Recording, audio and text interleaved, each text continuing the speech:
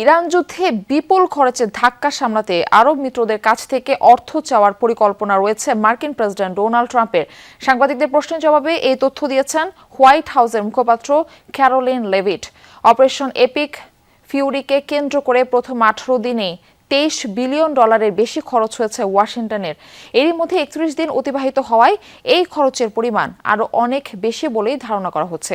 তেলের দাম বাড়ায় দেশটির অর্থনীতিতেও বেড়েছে চাপ। আগামীর অগ্রগতির ভিত্তি আনোয়ার ইস্পাত, স্ট্রংগেস্ট স্টিল সিন্স 1978।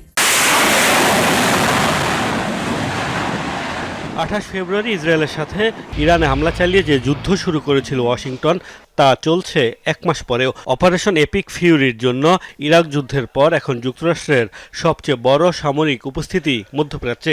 এই যুদ্ধের পেছনে কারি অর্থ খরচ হচ্ছে দেশটির। ইরানের পাল্টা হামলায়ও এরই মধ্যে ক্ষতি হয়েছে কয়েক বিলিয়ন ডলারের। মার্কিন গণমাধ্যমগুলো বলছে যুদ্ধের প্রথম 6 দিনেই যুক্তরাষ্ট্রের ব্যয় হয়েছে 11.3 বিলিয়ন মার্কিন ডলার। 18 দিন পর যা ছিল 23 বিলিয়নের বেশি। এখন 31 দিন পর খরচের পরিমাণ আরও অনেক বেড়েছে বলেই মত বিশ্লেষকদের। যুদ্ধের জেরে দেশটিতে বেড়েছে জীবনযাত্রার ব্যয়ও। 1 গ্যালন পেট্রোলের দাম এখন $3.99, যা যুদ্ধের আগে অন্তত $1 কম ছিল।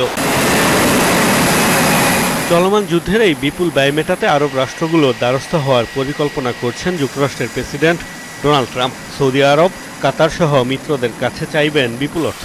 এমনটাই জানিয়েছেন হোয়াইট হাউসের মুখপাত্র ক্যারোলিন লেভিট। জানান ট্রাম্প নিজেই তার এই পরিকল্পনার বিস্তারিত তুলে ধরবেন। আমি মনে করি এমন একটি বিষয় জানিয়ে প্রেসিডেন্ট যথেষ্ট আগ্রহী। এ বিষয়ে তার আগে আমি কিছু বলতে চাই না। তবে অবশ্যই যুদ্ধের খরচ মেটাতে আরব রাষ্ট্রগুলো থেকে অর্থ চাওয়া এমন একটি ধারণা যা তার মাথায় আছে। তার কাছ থেকে আরো বিস্তারিত শুনতে পাবেন।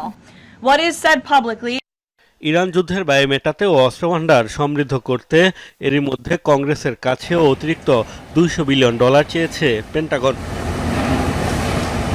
এর আগে 1990 সালের উপসাগরীয় যুদ্ধে যুক্তরাষ্ট্রকে $54 বিলিয়ন ক্ষতিপূরণ দিয়েছিল মিত্ররা, যা বর্তমানে $134 বিলিয়ন সমপরিমাণ। তবে সে যুদ্ধে মিত্ররা সরাসরি অংশ নিলেও ইরান যুদ্ধে এখন পর্যন্ত ইসরায়েল যুক্তরাষ্ট্র ছাড়া জড়ায়নি কোনো পক্ষ। মোস্তফা মাহমুদ, যমুনা নিউজ।